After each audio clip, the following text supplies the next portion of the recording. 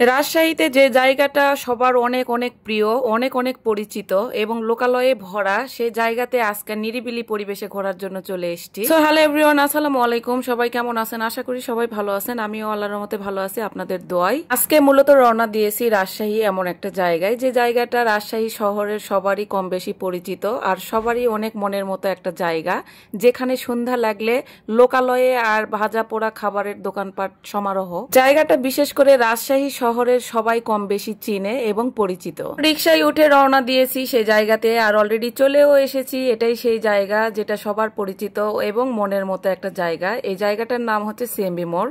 রাজশাহী শহরের সবাই চিনে এই জায়গাটা, ভাইরাল বললেই চলে। এই জায়গাটা বিশেষ করে সন্ধ্যা থেকে গভীর রাত পর্যন্ত মানুষে ভরপুর থাকে। খাবারের দোকানপাট থেকে শুরু করে এভরিথিং, লাইটিং থেকে শুরু করে সৌন্দর্যে ভরা এই রাস্তাটা। তাই আমি মনে করলাম যে একটু দুপুর দুপুর বের হই, যে একটু ফাঁকা পরিবেশ, রাস্তাটা অনেক সুন্দর লাগছে। বলেন, আমার কাছে রাস্তাটা অনেক ভালো লাগছে, কারণ এখন তো কোনো লোক নেই, কারণ এখন আমি দুপুরে ঘুরতে আসছি ফাঁকা একটা পরিবেশে। মনোরম একটা পরিবেশ, এখানে বসে থাকলে মনে হয় প্রাণটা জুড়িয়ে যায়। এই সিএমবি মোড়েই বিভিন্ন রকম খাবারের সমারোহ সন্ধ্যার পর থেকে চলে। অনেক অনেক লোকজন এখানে এসে খাবারের জন্য অনেক অনেক এনজয় করে। অনেক লাইটিং এ ভরপুর, এক কথায় সৌন্দর্যে ভরপুর জায়গাটা। আর এই সিএমবি মোড়, এই রাস্তার দুই পাশে খাবারের দোকানের সমারোহ বসে থাকে। বিশেষ করে কিছুদিন আগে একটা দুর্ঘটনার জন্য ওই খাবারের দোকানপাটগুলো এখন কালেক্টরের মাঠের পাশে দিয়েছে।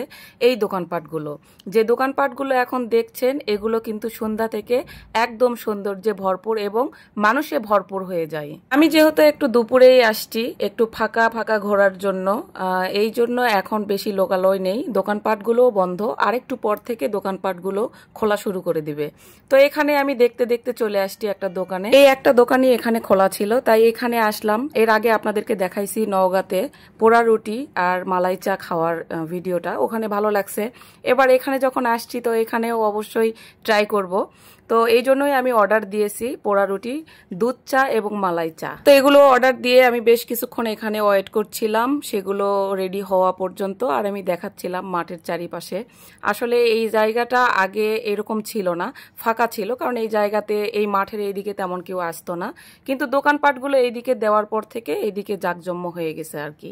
এখানে পোড়া রুটি, চা, কফি, বিভিন্ন রকমের মানে এক কথায় যে জুস, খাবারের এক কথায় এভরিথিং সবকিছু এখানে পাওয়া যায়।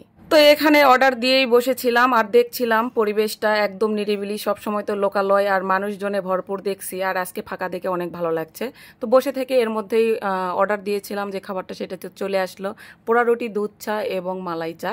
অবশ্যই এখন আমি খেয়ে রিভিউ দিব আপনাদেরকে যে কেমন লেগেছে, নওগাঁটা বেস্ট নাকি এখানকারটা বেস্ট। অলরেডি আমি খেতে বসে গেছি, তবে আমার কাছে এটা একটু ভালো বেশি লাগছে, কারণ মিষ্টির পরিমাণটা এখানে কম, আর নওগাঁটার একটু মিষ্টির পরিমাণটা বেশি ছিল রুটিতে। তো যাই হোক, ভালো লাগছে দুইটাই। তবে এইটা মিষ্টির পরিমাণ কমের জন্য একটু বেশি ভালো লাগছে।